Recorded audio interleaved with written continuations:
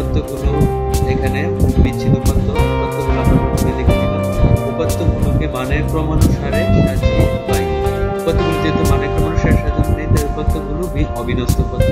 উপাত্তগুলোকে মানের ক্রমানুসারে সাজিয়ে পাই। আমরা এখান থেকে ছোট থেকে বড় ক্রমানুসারে সাজিয়ে নেব। তোমাদেরকে এই উপাত্তগুলো লেখার প্রয়োজন নেই, আমরা এখানে শুধু উপস্থাপন এবং বোঝার সুবিধার জন্য উপাত্তগুলো নিয়েছি। তোমাদের এখান থেকে লিখতে হবে। তো সাজিয়ে পাই আমরা উপাত্তগুলো ছোট থেকে বড় ক্রমানুসারে সাজাইছি। তো এখানে সর্বোচ্চ সংখ্যা হচ্ছে 34 এবং সর্বনিম্ন সংখ্যা হচ্ছে 10। প্রথমে আমাদের গণসংখ্যা নিবেশন সারণী করার জন্য পরিসর বের করে নিতে হবে। পরিসর হচ্ছে সর্বোচ্চ সংখ্যা বিয়োগ সর্বনিম্ন সংখ্যা যোগ 1। এখানে সর্বোচ্চ সংখ্যা 34, সর্বনিম্ন সংখ্যা 10 বিয়োগ করে 1 যোগ করে নিলাম আমরা, যেখানে বিয়োগ করলে 24 এবং 1 যোগ করে 25 হয়। তো আমরা প্রথমে এর জন্য শ্রেণী সংখ্যা বের করে নেব।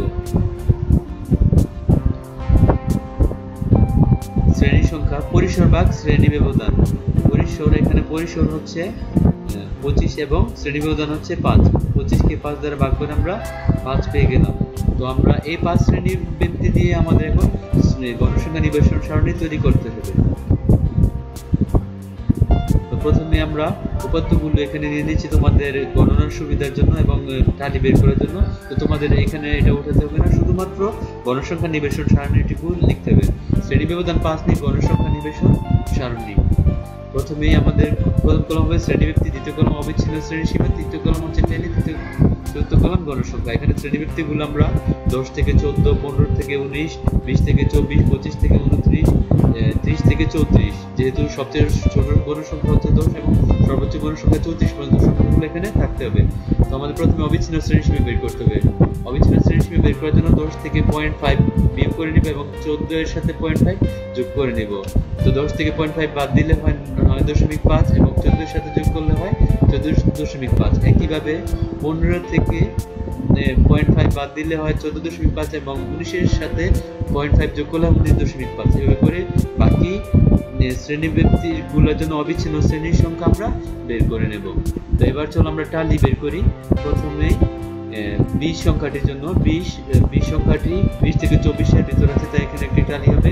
15 সংখ্যাটি আছে 15 থেকে 19 এর ভিতরে একটি টালি। 21 সংখ্যাটি আছে এখানে।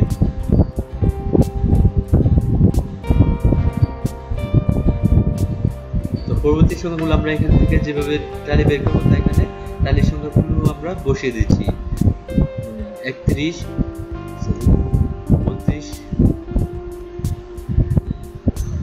20 সংখ্যাটি আমাদের এখানে 20 থেকে 24 এর ভিতরে, তাই একটি টালি। এখানে 13 সংখ্যাটি 10 থেকে 14 এর ভিতরে, তাই একটি টালি করবে। 27 সংখ্যাটি 25 থেকে 29 এর ভিতরে বিদ্যমান, একটি টালি চিহ্ন করবে। 10 সংখ্যাটি 10 থেকে 14 এর ভিতরে, একটি টালি। এভাবে করে আমরা পর্যায়ক্রমে একটি করে টালি বসিয়ে দেব যে শ্রেণী ব্যক্তির মধ্যে এটা অবস্থিত। 13 সংখ্যাটি 10 থেকে 14 এর ভিতরে, তাই এখানে একটি টালি বসিয়ে দিলাম। 20 সংখ্যাটি 20 থেকে 24 এর ভিতরে, তাই এখানে আগে 4টি টালি, তাই এখন একটি টালি হবে আড়াআড়ি ভাবে। তো আমরা এইভাবে করে প্রতিটি উপাত্তের জন্য আমরা এখানে একটি করে টালি কেটে নেব। তো দেখো আমরা প্রতিটি সংখ্যার জন্য এখানে এক এক করে টালিগুলো বের করে নিলাম। তো এখানে টালিগুলোর সংখ্যা আমাদের গণসংখ্যা হয়ে যাবে। তো প্রথম গণসংখ্যা হচ্ছে 6টি টালি আছে, তাই এখানে 6, 5, 1, 6। এখানে 4টি আছে, তাই এটার মান হবে 4। এখানে 5 এবং 5 10টি, তাই এটার মান 10। এখানে 4টি টালি আছে, তাই এটা 4 এবং সর্বশেষে 6টি টালি আছে, তাই এখানে 6। সর্বমোট হবে এখানে 30 গণসংখ্যার যোগফল। তো আমরা এখানে একটি শ্রেণীব্যক্তি গণসংখ্যা নিবেশন সারণীর জন্য শ্রেণীব্যক্তি, অবিচ্ছিন্ন শ্রেণীসীমা, টালি এবং গণসংখ্যা ক্রিয়েটিভ অনলাইন ক্লাসরুমের পক্ষ থেকে তোমাদের সবাইকে শুভেচ্ছা। আশা করি তোমরা সকলেই ভালো আছো। আমরা আজকে হাজির হয়েছি তোমাদের সপ্তম শ্রেণীর 21তম সপ্তাহের গণিত বিষয়ের অ্যাসাইনমেন্টে। এটি তোমাদের গণিত বিষয়ের পঞ্চম অ্যাসাইনমেন্ট। তোমাদের আরও 4টি অ্যাসাইনমেন্ট হয়ে গেছে। তোমরা যারা এখনো অন্যান্য অ্যাসাইনমেন্টগুলো প্রস্তুত করনি, আমাদের চ্যানেল থেকে দেখে নিতে পারো। ভিডিওটির ডিসক্রিপশন বক্সের লিঙ্ক দেওয়া আছে এবং সেই সাথে ভিডিওটির এন্ড স্ক্রিনের প্লেলিস্ট দেওয়া আছে, সেখান থেকে দেখে নিতে পারো। চলো আর কথা না বাড়িয়ে আমরা 21তম সপ্তাহের গণিত বিষয়ে অ্যাসাইনমেন্টটির সমাধান দেখে নেব। প্রথমে এর প্রশ্নটি দেখে নিই।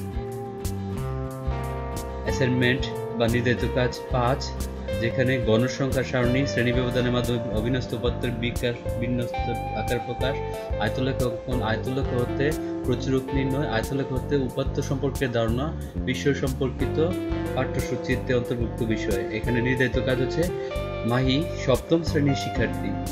সে নিয়মিত পত্রিকা পড়ে এবং প্রয়োজনীয় উপাত্ত সংগ্রহ করে। নভেম্বর মাসে তার শহরে দৈনিক করোনা আক্রান্ত মানুষের সংখ্যার নিম্নোক্ত উপাত্ত সমূহ সংগ্রহ করল। 20, 15, 21, 28, 23, 30, 27 এভাবে করে বিভিন্ন উপাত্ত দেয়া আছে। 1 নম্বর প্রশ্ন হচ্ছে মাহি সংগৃহীত উপাত্ত কোন ধরনের উপাত্ত? এই ধরনের উপাত্তের সাথে প্রাথমিক উপাত্তের পার্থক্য কি তা লিখো। 2 নম্বর প্রশ্ন হচ্ছে সংগৃহীত উপাত্তের সংখ্যা সারণী হতে আয়তলেখা অঙ্কন করে তা থেকে প্রচুরক নির্ণয় করো।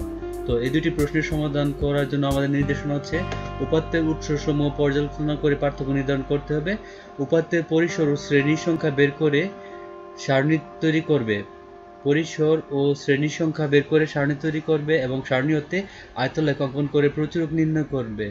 তো এই নির্দেশনাগুলো মেনে আমাদেরকে পরিসংখ্যানের প্রশ্নটি সমাধান করতে হবে এবং এখানে মূল্যায়ন রুবিক দেওয়া আছে, সেখানে বলা আছে উপাত্তের পার্থক্য নির্ধারণ করতে হবে। 2 নম্বর হচ্ছে পরিসর শ্রেণী সংখ্যা নির্ণয় করে সারণী তৈরি করতে হবে, আয়তলেখা অঙ্কন করতে হবে, প্রচুরক নির্ণয় করতে হবে আয়তলেখ থেকে। তো চলো আমরা 1 নং প্রশ্নটির সমাধান দেখে নিই। মাহি সংগৃহীত উপাত্ত কোন ধরনের উপাত্ত? এই ধরনের উপাত্তের সাথে প্রাথমিক উপাত্তের কি ধরনের পার্থক্য আছে তা নির্ণয়।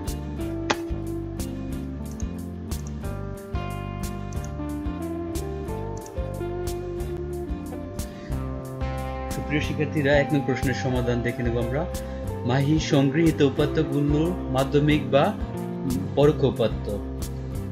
উপাত্তের প্রকারভেদ, এখানে আমরা জানি উপাত্ত 2 প্রকার, 1 হচ্ছে প্রাথমিক বা প্রত্যক্ষ উপাত্ত, 2 হচ্ছে মাধ্যমিক বা পরোক্ষ উপাত্ত। নিম্নে প্রাথমিক উপাত্তের সাথে মাধ্যমিক উপাত্তের পার্থক্য তুলে ধরা হলো। 1 নম্বর, মাধ্যমিক উপাত্ত সরাসরি উৎস হতে সংগৃহীত নয়, পক্ষান্তরে প্রাথমিক উপাত্ত সরাসরি উৎস হতে সংগৃহীত। 2 নম্বর, প্রাথমিক উপাত্ত সাধারণত নির্ভুল হয় যেহেতু তা সরাসরি উৎস হতে সংগ্রহ করা হয়। অপরদিকে মাধ্যমিক উপাত্ত ভুল থাকতে পারে কেন তৃতীয় কোনো মাধ্যম হতে সংগ্রহ করা হয়। চলো এবার আমরা 2 নং প্রশ্নের সমাধানটি দেখে নেব। 2 নং প্রশ্নের জন্য আমরা প্রথমে মাহি সংগৃহীত উপাত্তগুলো নিয়ে নেব। এটা তোমাদের উত্তরপত্রে লিখতে হবে না, তোমাদেরকে উত্তরপত্র লিখতে হবে নিচের অংশ থেকে। প্রথমে এখানে মাহি সংগৃহীত উপাত্তগুলো আমরা নিয়ে নিলাম প্রশ্নের সমাধান করার সুবিধার জন্য। তো আমাদের উত্তরটুকু এখান থেকে শুরু হবে। মাহি সংগৃহীত উপাত্তগুলো মানের ক্রমানুসারে সাজানো নেই, তাই উপাত্তগুলো অবিন্যস্ত উপাত্ত। আমরা এখান থেকে দেখতে পাচ্ছি মাহির উপাত্তগুলো 20, 15, 21, 28, 23, 30 অর্থাৎ ছোট থেকে বড় বা বড় থেকে ছোট এই ধরনের কোনো ক্রমে সাজানো নেই, বিচ্ছিন্ন অবিচ্ছিন্ন ভিন্নভাবে এলোমেলোভাবে সাজানো আছে। তাই মানের উপাত্তগুলো মানের ক্রমানুসারে সাজানো নেই, তাই এগুলো অবিন্যস্ত উপাত্ত। উপাত্তগুলোকে মানের ক্রমানুসারে সাজিয়ে পাই আমরা। এখানে সর্বনিম্ন সংখ্যা হচ্ছে 10 এবং সর্বোচ্চ সংখ্যা হচ্ছে 34, অর্থাৎ 10 থেকে পর্যায়ক্রমিকভাবে বড় ঊর্ধ্বক্রম অনুসারে সাজিয়ে পাই আমরা 10, 12, 13, 13, 14, 14 দুইবার, 15, 17, 18 দুইবার, 20, 20 এখানে 6 বার, 21 দুইবার, 23 দুইবার, 27 তিনবার, 28, 30 দুইবার, 31, 32 দুইবার এবং 34। এগুলোকে আমরা মানের ক্রম অনুসারে সাজিয়ে পেলাম। তো তোমাদের এই অংশটুকু লিখতে হবে না, এখান থেকে লিখতে হবে। 2 নং প্রশ্নের উত্তর লিখে এখান থেকে আমরা লিখব। তারপর আমাদের এখানে যেহেতু আয়তলেখা অঙ্কন করে প্রচুরক নির্ণয় করতে হবে, তাই আমরা প্রথমে শ্রেণী সংখ্যা, শ্রেণীব্যক্তি এবং গণসংখ্যা নিবেশন সারণী তৈরি করব, তারপর আয়তলেখা অঙ্কন করব। তো এখানে সর্বোচ্চ সংখ্যা হচ্ছে 34 এবং সর্বনিম্ন সংখ্যা হচ্ছে 10। প্রথমে আমরা পরিসর নির্ণয় করি। পরিসরের সূত্র হচ্ছে সর্বোচ্চ সংখ্যা বিয়োগ সর্বনিম্ন সংখ্যা যোগ 1। তো আমরা এখানে সর্বোচ্চ সংখ্যা 34, সর্বনিম্ন সংখ্যা হচ্ছে 10, বিয়োগ করে আমরা এর সাথে 10 যোগ করব, 1 যোগ করব 34 থেকে 10 বিয়োগ করে 24 এবং 1 যোগ করলে এখানে আমাদের সংখ্যা আসছে, যোগফল হচ্ছে পরিসর পেয়ে যাচ্ছি আমরা 25। তো পরিসর থেকে আমাদের শ্রেণী সংখ্যা নির্ণয় করতে হবে। শ্রেণী সংখ্যার সূত্র হচ্ছে পরিসর ভাগ শ্রেণী ব্যবধান। তো এখানে পরিসর হচ্ছে 25 এবং শ্রেণী ব্যবধান হচ্ছে 5। তো পরিসর উপরে পরিসর, নিচে হবে শ্রেণী ব্যবধান। 25কে 5 দিয়ে ভাগ করলে আমরা 5 পেয়ে যাচ্ছি। অর্থাৎ 5টি শ্রেণী সংখ্যা নিয়ে আমাদেরকে একটা গণসংখ্যা নিবেশন সারণী তৈরি করতে হবে। তো চলো আমরা গণসংখ্যা নিবেশন সারণী তৈরি করে নিই। উপাত্তগুলো আমরা এখানে নিয়ে নিলাম, তোমাদেরকে এই উপাত্তগুলো লিখতে হবে না। প্রথমেই শ্রেণী বিবর্ধন 5 নিয়ে গণসংখ্যা নিবেশন সারণী, এখান থেকে আমরা শুরু করব এবং 4 কলাম বিশিষ্ট একটি ছক আঁকবো। শ্রেণীব্যক্তি, অবিচ্ছিন্ন শ্রেণীসীমা, টালি, গণসংখ্যা। শ্রেণীব্যক্তিতে আমরা সর্বনিম্ন সংখ্যা ছিল 10 এবং সর্বোচ্চ সংখ্যা ছিল 34, অর্থাৎ 10 থেকে 34 পর্যন্ত 5 ব্যবধান করে করে শ্রেণীব্যক্তি করে নেব। 10 থেকে 14, 10, 11, 12, 13, 14 এভাবে 5, 15 থেকে 19, 20 থেকে 24, 25 থেকে 29, 30 থেকে 34, অর্থাৎ 34 সর্বনিম্ন থেকে সর্বোচ্চ শ্রেণীব্যক্তি পর্যন্ত আমরা সংখ্যা এখানে পেয়ে যাব। এখানে অবিচ্ছিন্ন শ্রেণীসীমা করে নিতে হবে, যেহেতু আমাদের আয়তলেখ আঁকতে হবে। আয়তলেখ আঁকার জন্য আমাদেরকে অবশ্যই অবিচ্ছিন্ন শ্রেণীসীমা আঁকতে হবে। অবিচ্ছিন্ন শ্রেণীসীমা বের করার জন্য আমাদের 10 থেকে 0.5 বিয়োগ করলে পাবো 9.5 এবং 14 এর সাথে 0.5 যোগ করলে পাবো 14.5, অর্থাৎ 9.5 থেকে 14.5। এটা একটা অবিচ্ছিন্ন শ্রেণীসীমা। 10 থেকে আমরা 0.5 বিয়োগ করে নিয়েছি এবং 14 থেকে 0.5 বিয়োগ করে নিয়েছি। এবার 15 থেকে 0.5 বিয়োগ করলে 14.5 এবং 19 এর সাথে 0.5 যোগ করলে 19.5, 20 থেকে 0.5 বিয়োগ করলে 19.5, 24 এর সাথে 0.5 যোগ করলে 24.5, একইভাবে 25 থেকে 0.5 বিয়োগ করে 24.5 এবং 29 এর সাথে 0.5 যোগ করলে 29.5, 30 এর সাথে 5 বিয়োগ করলে 29.5 এবং 34 এর সাথে 5.5 যোগ করলে 34.5 হয়। এবার আমরা উপাত্তগুলো থেকে টালি বের করে নেব। তোমাদের এটা আঁকতে হবে না, লিখতে হবে না, শুধু শ্রেণী ব্যবধান 5 নিয়ে গণসংখ্যা নিবেশন সারণী করে এই ছকটি তৈরি করতে হবে এবং টালি তৈরি করতে হবে। তো কিভাবে টালি তৈরি করবো আমরা এখানে দেখে নিই। 20 সংখ্যাটির জন্য আমরা প্রথমে 20 সংখ্যাটির জন্য আমরা 20 থেকে 24 এর ভিতরে একটি টালি কাটবো। একইভাবে 15 এর জন্য আমরা 15 থেকে 19 এর ভিতরে একটি টালি কাটবো। তারপর 21 এর জন্য আমরা 20 থেকে 24 এর ভিতরে একটি টালি কাটবো। একইভাবে 28 কে আমরা 25 থেকে 29 এর ভিতরে পেয়ে যাব। 23 কে আমরা পেয়ে যাচ্ছি 20 থেকে 24 এর ভিতরে। 30 সংখ্যাটি আমরা পেয়ে যাচ্ছি 30 থেকে 34 এর ভিতরে। 27 সংখ্যাটি আমরা পেয়ে যাচ্ছি 25 থেকে 29 এর ভিতরে। 32 সংখ্যাটি আমরা 30 থেকে 34 এর ভিতরে পেয়ে যাব। 20 এর সংখ্যাটি আমরা পেয়ে যাব 20 থেকে 24। 13 সংখ্যাটি আমরা 10 থেকে 14 এর ভিতরে পেয়ে যাব। 27 সংখ্যাটি আমরা পেয়ে যাচ্ছি 25 থেকে 29। তারপর হচ্ছে 10 সংখ্যাটি আমরা পাচ্ছি 10 থেকে 14। 30 সংখ্যাটি 30 থেকে 34 এর ভিতরে। 13 সংখ্যাটি হচ্ছে 10 থেকে 14 এর ভিতরে।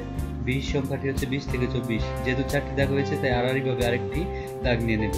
14 সংখ্যাটি 10 থেকে 14 এর ভিতরে। 20 হচ্ছে 20 থেকে 24। 12 সংখ্যাটি 10 থেকে 14 এর ভিতরে, যেহেতু এখানে 4টি দাগ আছে। এবার পঞ্চম দাগটিকে আমরা আড়াআড়িভাবে টালি কাটবো। তারপর 17 সংখ্যাটি আমরা 15 থেকে 19 এর ভিতরে পেয়ে যাব। তারপর 27 সংখ্যাটিকে আমরা 25 থেকে 29 এর ভিতরে পেয়ে যাব। 20 সংখ্যাটি 20 থেকে 24 এর ভিতরে। 34 সংখ্যাটি 30 থেকে 34 এর ভিতরে বিদ্যমান। 14 সংখ্যাটি 10 থেকে 14 শ্রেণী ব্যক্তির মধ্যে অবস্থিত। 20 সংখ্যাটি 20 থেকে 24 এর ভিতরে অবস্থিত। 18 সংখ্যাটি 15 থেকে 19 এর ভিতরে অবস্থিত। 31 সংখ্যাটি হচ্ছে 30 থেকে 34 এর ভিতরে, যেহেতু 4টি দাগ আছে তাই আড়াআড়িভাবে আরেকটি টালি কাটবো। 18 সংখ্যাটি 15 থেকে 19 এর ভিতরে। 21 সংখ্যাটি 20 থেকে 24 এর ভিতরে। 32 সংখ্যাটি আমরা 30 থেকে 34 এর ভিতরে এবং 23 সংখ্যাটি 25 থেকে 29 এর ভিতরে। এখানে একটা 23 সংখ্যাটি 20 থেকে 24 এর ভিতরে, সরি। তো এখানে আমরা আড়াআড়ি টালি কাটলাম। তো টালি এই সংখ্যাগুলোকে আমরা গণসংখ্যা হিসেবে লিখব। এখানে হচ্ছে 5 এবং 1, 6টি, 6 লিখবো এখানে আমরা। এখানে গণসংখ্যা হবে 6, এখানে 4টি তাই এখানকার গণসংখ্যা হবে 4। এখানে হচ্ছে 5 এবং 5 10টি তাই এখানে লিখবো আমরা 10। এখানে 4টি টালি আছে তাই এখানে হবে 4। এখানে 6টি টালি আছে তাই এখানকার গণসংখ্যা হবে 6। সর্বশেষে আমরা এখানে সর্বমোট গণসংখ্যা n সমান 30 অথবা সর্বমোট সমান 30 লিখে দেব। অর্থাৎ এখানে 30টি গণসংখ্যা ছিল, আমরা শ্রেণীব্যক্তি, অবিচ্ছিন্ন শ্রেণীসীমা, টালি এবং গণসংখ্যা লিখে নেব। তোমাদেরকে অবশ্যই অবিচ্ছিন্ন শ্রেণীসীমা বের করে আয়তলেখ রাখতে হবে, নয়তো তোমাদের প্রশ্নটি সঠিক হবে না, কারণ প্রশ্নে রুবিক্স মূল্যায়নে বলা ছিল অবিচ্ছিন্ন শ্রেণীসীমা রাখতে হবে। অবশ্যই অবিচ্ছিন্ন শ্রেণীসীমা ছাড়া বা ব্যতীত আয়তলেখ কখনোই প্রস্তুত করা সম্ভব না। চলো আমরা এবার আয়তলেখ এঁকে নিই। প্রথমে আমরা একটা গ্রাফ নেব। গ্রাফের এখানে নিম্নে গণসংখ্যা নিবেশন সারণী অনুযায়ী আয়তলেখ অঙ্কন করে প্রচুরক নির্ণয় করা হলো। অ্যাকচুয়ালি আয়তলেখের ভিতরে আমাদেরকে প্রচুরককে প্রদর্শন করতে হবে। তো গ্রাফ পেপারে আমরা আয়তলেখ আঁকবো এবং আয়তলেখের মধ্যে প্রচুরককে নির্দিষ্ট করে দেবো। আয়তলেখ আঁকার জন্য আমাদের অবিচ্ছিন্ন শ্রেণীসীমা এবং গণসংখ্যা লাগবে। আমরা চকটিকে নিয়ে নিলাম। শ্রেণীব্যক্তি লাগবে না, তবু আমরা এখানে নিয়ে নিচ্ছি কোন শ্রেণীব্যক্তির ভিতরে গণসংখ্যাটা অবস্থিত আমরা জানার জন্য। তো প্রথমেই আনুভূমিক অক্ষ বরাবরটা হচ্ছে x অক্ষ এবং উল্লম্ব রেখাটা হচ্ছে y অক্ষ। তো আমরা দুইটি অক্ষ নিয়ে নিলাম, x অক্ষ এবং y অক্ষ। x naught, y naught. ও হচ্ছে এখানকার মূল বিন্দু। এখানে অবিচ্ছিন্ন শ্রেণীব্যক্তিতে গণসংখ্যার মান বসাতে হবে। তো আমরা এখানে অবিচ্ছিন্ন শ্রেণীসীমা নিয়ে প্রথমে হচ্ছে 9.5, তারপর 14.5, তারপর 19.5, 24.5, 29.5 এবং 34.5 সর্বনিম্ন থেকে সর্বোচ্চ অবিচ্ছিন্ন শ্রেণীসীমা পর্যন্ত নিয়ে নিলাম। এদিক থেকে অবশ্যই অবিচ্ছিন্ন শ্রেণীসীমা এবং উল্লম্ব রেখা বরাবর অর্থাৎ y অক্ষ বরাবর আমরা গণসংখ্যা নিয়ে নেব। গণসংখ্যাকে 6 থেকে 10 অর্থাৎ 10 পর্যন্ত গণসংখ্যা থাকতে হবে। এখানে দুই বাহুকে আমরা এক একক ধরে 4 ঘরে 2, 8 ঘরে 4, 12 নম্বর ঘরে হচ্ছে 6, 16 নম্বর ঘরে 8 এবং 20 নম্বর ঘরে 10 এবং 24 নম্বর ঘরে আমরা 12 কেটে নিলাম। এখানে 10 পর্যন্ত কেটে নিলে হবে, যেহেতু আমাদের 10 গণসংখ্যা আছে তাই আমরা একটা বেশি নিলাম। এই দিকটা হচ্ছে x অক্ষ অবিচ্ছিন্ন শ্রেণীসীমা, y অক্ষ গণসংখ্যা। তো তোমাদের এখানে গণসংখ্যার মান বসানোর জন্য এখানে 9.5 থেকে 14.5 এর ভিতরে 6 পর্যন্ত গণসংখ্যা নিতে হবে। অর্থাৎ এদিকে হচ্ছে 2, 4, 6, এই দাগ বরাবর 9.4 এবং 14.5 এর ভিতরে আমরা একটা বার আঁকবো। 6, 9.5 থেকে 14.5 এর ভিতরে 6 পর্যন্ত মান নিয়ে আমরা একটি রেখা টেনে নিলাম, লম্ব একটি বার রেখা টানলাম। তারপর 14.5 থেকে 19.5 এর ভিতরে 4 পর্যন্ত গণসংখ্যা অর্থাৎ 4 পর্যন্ত একটি বার এঁকে নেব। 4 পর্যন্ত 14.5 এবং 19.5 অবিচ্ছিন্ন শ্রেণীসীমার মধ্যে। 19.5 এবং 24.5 অবিচ্ছিন্ন শ্রেণীসীমার মধ্যে আমাদের 10 গণসংখ্যা বসাতে হবে, অর্থাৎ 10, অর্থাৎ এই দাগ পর্যন্ত, মোটা দাগটা পর্যন্ত আমরা এখানে 19.4 এবং 24.5 পর্যন্ত মান বসাবো। 10, 24.5 থেকে 29.5 এর ভিতরে 4 গণসংখ্যার মান বসাবো। 24 থেকে 29.5 ভিতরে 4, অর্থাৎ এই পর্যন্ত একটি রেখা, লম্ব রেখা টানবো। তারপর 29.5 থেকে 34.5 এর ভিতরে 6 পর্যন্ত মান বসাবো আমরা এখানে 6 বরাবর। তো আমরা এখানে প্রতি 2 ঘরের মানকে আমরা এক একক বসিয়ে, এখানে যেহেতু 2 বসাতে হবে তাই 4 ঘরের মান 2, 8 ঘরের মান 4 এভাবে করে আমরা মান বসালাম। এর ভিতরে আমরা এই অবিচ্ছিন্ন শ্রেণীসীমার মধ্যে ভিন্ন ভিন্ন মানগুলো বসিয়ে আমরা এই আয়তলেখটিকে এঁকে নিলাম। আমরা অবশ্যই এইভাবে আঁকবো, তোমরা শিক্ষার্থী বন্ধুরা এইভাবে এঁকে দিবে। অবশ্যই রং করা দরকার, এখানে চাইলে পেন্সিল দিয়ে তোমরা গাঢ় করে দিতে পারো। তারপর যেহেতু আমরা আয়তলেখ থেকে প্রচুরককে নির্দেশ করব, তাই প্রচুরক আঁকার জন্য আমাদেরকে সর্বোচ্চ যে বার রেখাটা আছে আয়তলেখের, সেই রেখার কৌণিক বিন্দুকে আগের এবং পরের আয়তলেখের কৌণিক বিন্দুর সাথে যুক্ত করে দেব। দেখো এখানে আমরা ভাঙ্গা অংশ চিহ্নিত করার জন্য আমরা এখানে 2টা দাগ কেটে নিলাম। আর এখানে কৌণিক বিন্দু, শীর্ষ বিন্দু থেকে আগের আয়তলেখের শীর্ষ বিন্দুকে কোণাকুণি যোগ করে নিলাম, আর এখানকার বড় কোণাকুণির সাথে এটা যোগ করে নিলাম, অর্থাৎ কৌণিক বিন্দুগুলোকে আমরা যোগ করে দিলাম। দেখো 2টি রেখা একটি জায়গায় এসে ছেদ করছে।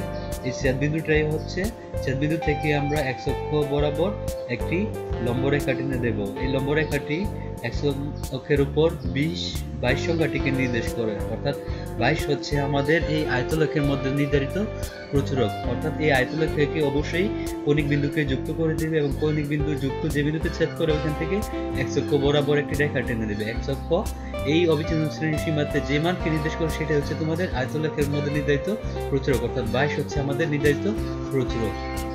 তোমাদেরকে অবশ্যই এইভাবে প্রচুরককে নির্ধারিত করে দিতে হবে, অন্যথায় তোমাদের রুবিক্স অনুযায়ী উত্তরটি সঠিক হবে না এবং উত্তরটি কাটা যাবে।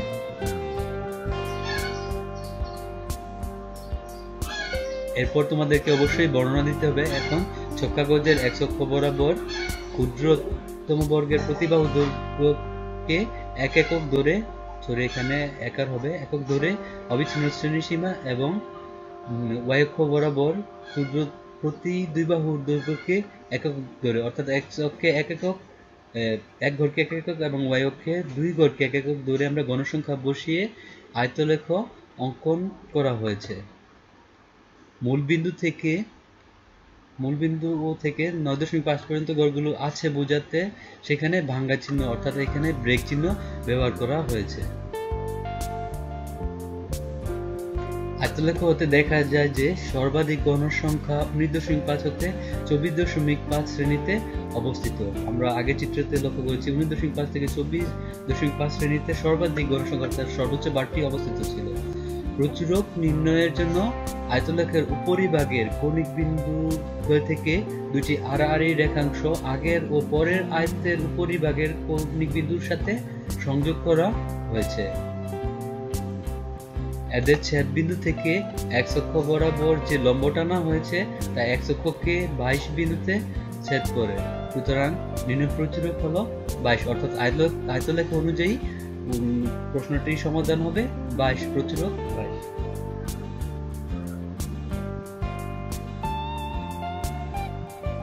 সুপ্রিয় শিক্ষার্থী বন্ধুরা, তোমাদের এই ছিল তোমাদের 21তম সপ্তাহের গণিত বিষয়ের অ্যাসাইনমেন্ট।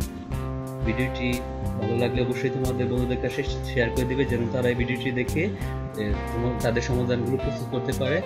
ভিডিওটিতে আমরা সর্বোচ্চ চেষ্টা করেছি যথাযথ সঠিক উত্তর দেওয়ার জন্য। অন্যান্য অনেক ভিডিও চ্যানেলের মধ্যে যেখানে ভুল উত্তর রয়েছে তো আমরা এখানে সর্বোচ্চ সঠিক